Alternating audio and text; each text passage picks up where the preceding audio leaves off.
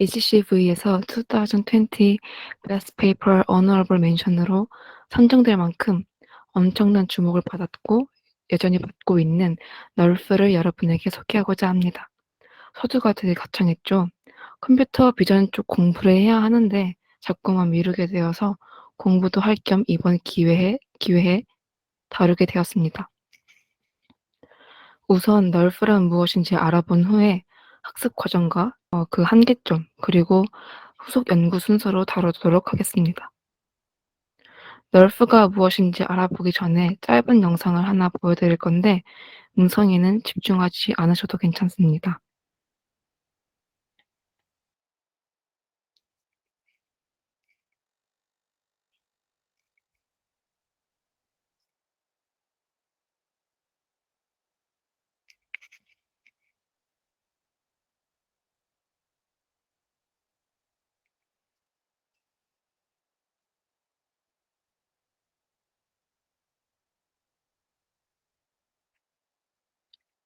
네, 영상이 끝났습니다.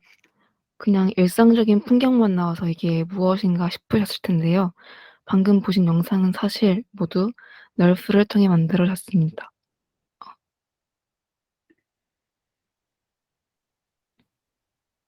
널프는 Representing Scenes as Neural Radiance Fields for View Synthesis로 View Synthesis 모델임을 알 수 있습니다. 그러니까 이 여러 시점에서의 물체 이미지를 입력으로 받아서 새로운 시점에서의 물체의 모습을 만들어내는 모델이라고 이해하시면 될 것 같습니다. 더 자세히 말씀을 드리자면 이 왼쪽의 이미지에 각각 카메라가 하나씩 있죠. 그러니까 이 각각의 카메라가 가지는 5차원의 데이터, 좌표상의 위치인 x, y, z와 시야 방향인 세타와 파이를 입력으로 받습니다. 그럼 색상과 밀도를 예측을 해서 오른쪽과 같은 물체의 이미지를 생성하는 것입니다. 이제 널프의 학습 과정을 알아보겠습니다. 널프는 MLP로 학습을 하는데 총 9개의 Fully Connected 레이어와 활성화 함수 ReLU를 사용합니다. 근데 하나 말씀드리자면 여러분, 여기 비램버시안 효과라고 적혀져 있는데요.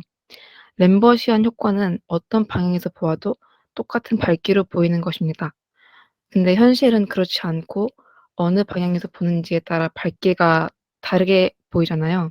이것을 비램버시안 효과라고 합니다. 이 비램버시안 효과를 고려해서 인풋을 이렇게 두 차례에 나눠서 넣는데요.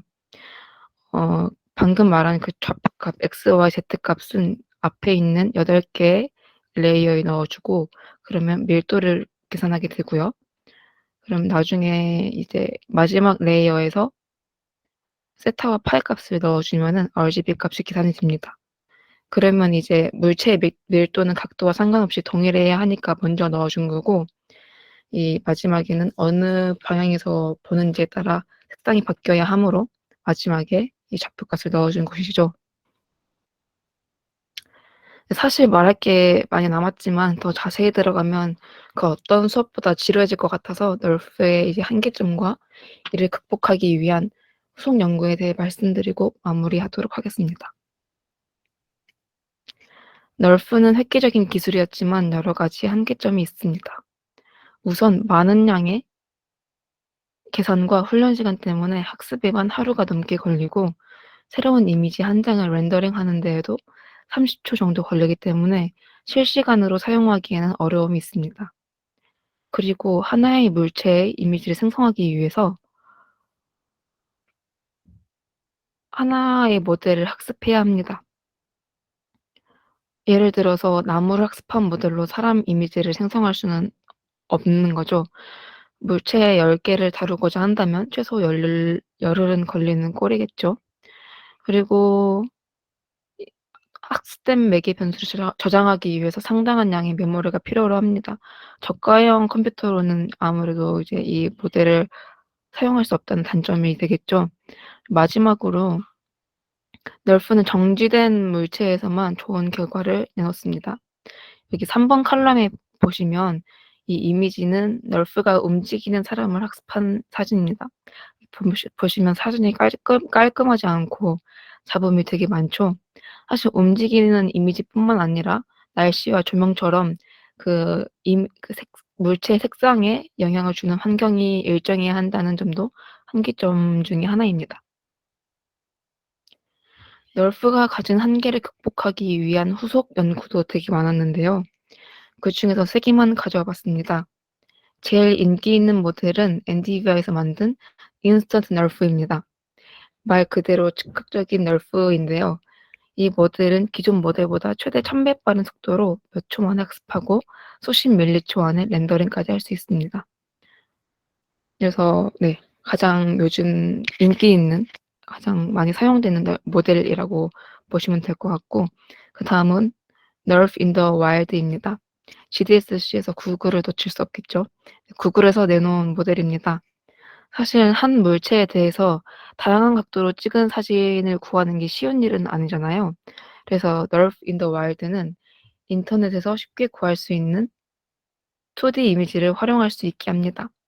아무래도 인터넷에서 구하다 보니 방금 한계점으로 언급했던 정지된 사진이나 시간, 조명에 따른 색 차이가 있을 수밖에 없는데, 이를 모두 해결했다고 하니 대단하지 않나요?